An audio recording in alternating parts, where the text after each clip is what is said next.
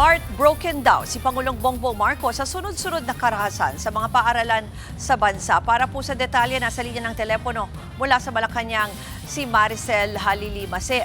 Ano daw ba ang naging pahayag at sentimiento ng Pangulo tungkol dyan?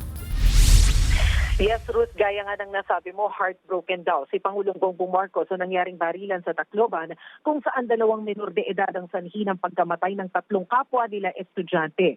Sabi ni Palace Press Officer Claire Castro, hindi katanggap-tanggap ang mga mararahas na nangyari sa ating bansa, lalo na't kabataan ang sangkot. Kaya raw nadurog ang puso ng Pangulo nang mabalitaan ng mga bata ang gumawa ng krimen at mga inosenteng bata rin ang biktima. Aniya, maiging pag-aralan kung paano nga ba naaalagaan ng ating mga kabataan. Importante rin naman ng pagtuunan ito ng pansin. Direktiba ng Pangulo, agarang tukuyin kung ano ang ugat ng krimen bukod sa sinasabing posibleng impluwensya ito ng mga violenteng gaming apps. Titingnan daw dapat kung nagkaroon nga ba ng panggagaya sa mga karahasan at kung paano ito maiiwasan. Inulit din ng Malacanang na ang pag-aproba ng Pangulo sa pagbaba ng edad ng criminal liability ay nakadepende sa magiging version ng panukalang ibibigay sa kanila. Pakinggan natin yung bahagi ng naging pahayag ni Undersecretary Claire Castro. Ang mga mararahas na nangyayari sa ating bansa ay hindi na po katanggap-tanggap. Mas lalo na po kung kabataan ang nasasangkot. Noong nabalitaan nga po ng Pangulo ang nangyari sa Tacloban, ay heartbroken, masasabi natin, ang naramdaman ng Pangulo dahil mga bata ang lumalabas na kaya na gumawa ng krimen, kayang magplanong gumawa ng krimen, at mga inosenteng mga kabataan din ang nabibiktima.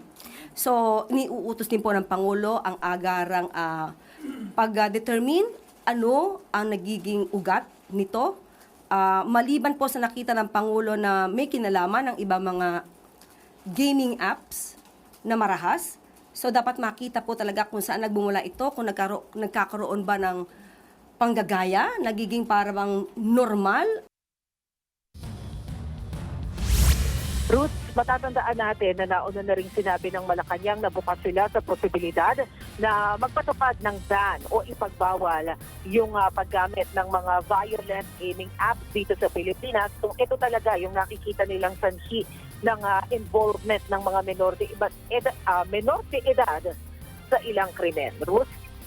Mase, tanungin na lang din kita kung meron ngang pahayag itong Pangulo, itong Malacanang. Doon naman sa patuloy pa rin na batikos ni Senator Alan Peter Cayetano, halimbawa sinasabi parang bakit nakatutok lang doon sa impeachment trial ni VP Sara.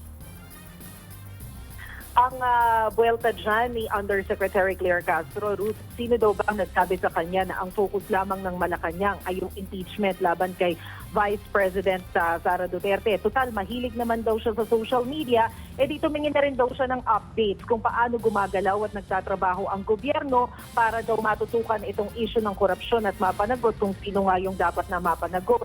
Sabi pa nga ni Yusek Castro, nagkakaroon naman daw ng pulong sa palasyo kasama yung mga pag-usapan yung tungkol dyan impeachment ni Vice President Sara Duterte. Bukod dyan, nagkomento rin etong si Yusek Castro tungkol doon sa pagtuna naman ni dating Senate President Kiko D na sinasabi niya na isa siyang Aquino at hindi Marcos, kaya hindi raw ito dapat sumusunod sa gustong mangyari ng Marcos administration. Ang sabi dyan ni Yusek Castro, hindi naman daw talaga maka-Marcos itong si Kiko D at madalas nga daw ay binabatikos nito ang gobyerno. Kaya malinaw daw ang sinasabi daw ni Senador Cayetano ay puro intriga at walang basehan. Ruth? Yan po ang Express Report ni Maricel Halili mula sa Malacanang. Mga kapatid, Ruth Cabalco, para sa mabilis na pasada ng mga balitang dapat niyong malaman, mag-follow at mag-subscribe sa social media pages ng News 5.